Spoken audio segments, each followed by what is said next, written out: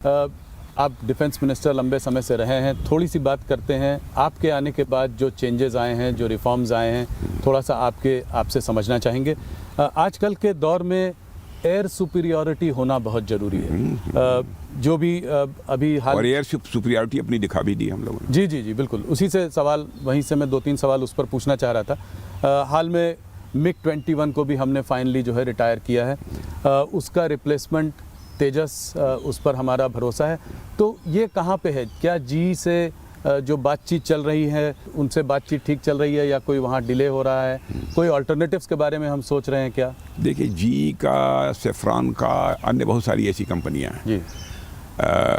कुछ स्टेप्स हम काफ़ी आगे बढ़ चुके हैं जी। इस समय उसका मैं खुलासा यहाँ नहीं करना चाहता हूँ, क्योंकि ये मामला CCS में जाकर ही ये तय होगा, इसलिए मैं उस पर नहीं बोलना चाहता हूँ। हमारी कंसेप्ट की क्लैरिटी है इस मामले में कहाँ जा रहा है, लेकिन यह मानकर चलिए कि विद इन ए ईयर वह स्थिति बनने जा रही है कि हम इन सब सारे फाइटर प्लेन्स के इंजन भी भारत में ही बनाएंगे, भारत की धरती पर बनाएंगे और भारतवासियों के हाथों से बनेंगे। ये बड़ा स्टेटमेंट है। तो ये भी करेंगे और बाहर से भी लेंगे? इसमें हाल फिलहाल तो हमको इंजन बाहर से लेने की आवश्यकता है जी। उसमें कोई अमेरिकी दबाव कि अमेरिका से ही लेना है? कोई दबाव नहीं। और वो भी जो बाहर से लेंगे उसमें हम अपनी शर्तों से कंप्रोमाइज नहीं करने वाले हैं जी। हाँ, हो सकता है ये भी, इस संभावना को नकारा नहीं जा सकता। बहुत प्रबल संभावना है कि हम कहें कि ठीक है, हम आपसे इंजन लेंगे, लेकिन इंजन की मैन्युफैक्चरिंग आइए भारत में कीजिए। ये किससे और हमको टेक्नोलॉजी ट्रांसफ़र करिए। ये किसी से बात हो रही है, किसी कंपनी से? इसका मैं खुलासा करना नहीं चाहता है, लेकिन मैं जो बोल रहा हूँ वो बेसलेस नहीं है। जी जी बिल्कुल, आधारहीन नहीं है, इतना आप तो स्वीकार कीजिए। नहीं बिल्कुल। हाँ, मैं किन कंपनी से हम बात कर रहे हैं उस संबंध में अभी मैं कुछ कह। फ्रेंच कंपनी साफरान के साथ मिलकर 5th जनरेशन फाइटर एयरक्राफ्ट के लिए इंजन बनाने की बात चल रही है। कब तक आएगा पहला इंजन, कब मिलेगा हमको? ये इस पर थोड़ा सा विस्तार में बता सकते हैं? ये तो आपने पहले भी बोला है। हम लोगों की कोशिश यही है कि इंजन जल्दी से जल्दी भारत में बनना प्रारंभ हो जाए। अच्छा, तो फोकस बहुत जल्दी से जल्दी। अब इस संबंध में एक फैसला CCS के द्वारा होना है। मैं समझता हूँ कि वह भी बहुत ही जल्दी हो जाएगा। तो कोलैबोरेशन बाहर की कंपनियों से हो सकता है, पर बनना भारत में। ये इस बात पर काम चल रहा है। जिसके साथ भी हम अपने ये एग्रीमेंट करें, जिसके साथ भी हम समझौते करें, वो टेक्नोलॉजी भी ट्रांसफ़र करें। टेक्नोलॉजी ट्रांसफ़र भी हो। तो जो 5th generation fighter advance medium combat aircraft की बात हो रही है, AMCA, उसका डिज़ाइन तैयार हो चुका है। वो बात कहाँ तक आगे बढ़ी है? प्रोग्रेस अच्छी है, संतोषजनक है। तो इस पे कुछ टाइमलाइंस वगैरह आप दे सकते हैं? कुछ जल्दी होना चाहिए। जल्दी। एक एक्सपर्ट्स कह रहे हैं इसमें 10 साल तक लग सकता है पूरी प्रतिक्रिया को होने में। तो कुछ ये ठीक है? थोड़ा समय लग सकता है, लेकिन अब वो 10 साल लगेगा मुझे ऐसा नहीं लगता है। 10 साल से पहले होने की? उसके पहले भी हो सकता है। ऑपरेशन सिंदूर में हमारा रफाल को लेकर कैसा एक्सपीरियंस रहा? बहुत ही अच्छा एक्सपीरियंस रहा है। रफाल ने करिश्मा किया है और बहुत ही शानदार जो है ये फाइटर प्लेन है। तो ये 114 जो रफाल वो है, ये कब तक पूरा हो जाएगा? अब प्रतीक्षा करिए, समय की बात होती है, बातचीत तो होती रहती है, तो उसमें कुछ समय लग सकता है, लेकिन प्रोग्रेस सब मिला जुलाकर ठीक है। राजनाथ जी, ये देखा गया है कि मॉडर्न वॉरफेयर में ड्रोन्स का एक बहुत बड़ा रोल है। ये हमने ऑपरेशन सिंदूर में भी हम लोगों ने देखा है। तो अमेरिका से MQ-9 ड्रोन मिलने में देरी हो रही है क्या? मेरा ये सवाल है। और स्वदेशी ड्रोन्स, ये कैसे, इस पर आपकी क्या प्रतिक्रिया है? कैसे इसमें आपका क्या विजन? वैसे स्वदेशी ड्रोन पर हम लोगों का काम शुरू हो गया है जी। स्वदेशी ड्रोन्स हमारे भारत में बनेंगे। और तो इसके बारे में कुछ ज़्यादा बता सकते हैं? और MQ-9 ड्रोन्स जो हैं वो, उस पर कुछ देरी हो रही है या समय पे है? जो समय तय था उस समय के अनुसार ही डिलीवरी होनी चाहिए जी, ऐसा मेरा विश्वास है। क्या हम लोग S-400 मिसाइल सिस्टम्स रशिया से और ख़रीद रहे हैं? क्या रशिया Su-57 फाइटर जेट जो है उसको इंडिया में बनाने की कोई बात है? इस पर कुछ बात आगे बताएं। S-400 का जहाँ तक प्रश्न है, S-400 की हमको आवश्यकता है। तो हम और लेना चाह रहे हैं रशिया से? बिल्कुल, मिलेगा तो लेंगे। और Su-57 फाइटर जेट इंडिया में बनने की कुछ बातचीत? चल रही है? इस संबंध में अभी कुछ नहीं कहूँगा। ब्रह्मोस मिसाइल्स पे अगर बात करें, ऑपरेशन सिंदूर के दौरान ये काफ़ी इफेक्टिव रही, बहुत इफेक्टिव था। कुछ देशों से हमारे पास जो है इंटरेस्ट भी आ रहा है इनमें, तो क्या ये हमारे इसको अगर बाहर देशों से इंटरेस्ट आ रहा है तो इससे डिफेंस एक्सपोर्ट्स पर कोई बड़ा असर पड़ेगा? और बहुत कितना? बहुत बड़ा असर पड़ेगा। कुछ आंकड़े देकर इसको समझाएं। हाँ बिल्कुल, हमारा एक्सपोर्ट का ये आंकड़ा बढ़ेगा, क्योंकि इस समय तक अप्रॉक्सीमेटली 25,000 करोड़ का हम एक्सपोर्ट कर रहे हैं।